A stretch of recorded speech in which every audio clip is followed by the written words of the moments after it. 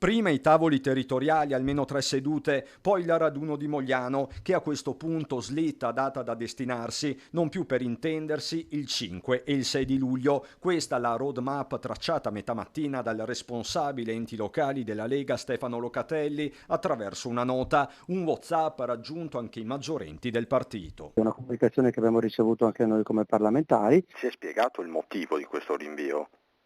Ma io sono sempre positivo sulle cose, quindi io penso che alla fine si sia ritenuto di rinviarlo, anche perché si stiano trovando appunto dei punti di incontro per un dialogo interno comunque efficiente ed efficace. In Lega, almeno formalmente, si attendono le determinazioni del tavolo dei territori voluto dal leader Salvini e avviato lunedì con i 19 amministratori più rappresentativi per il nord-est: Alberto Stefani, Mario Conte, Luca Zaia, Massimiliano Fedriga. La riforma dell'autonomia resta la priorità, da trattare però con una certa franchezza. È 40 anni che questo Stato ci prende per i fondelli, no?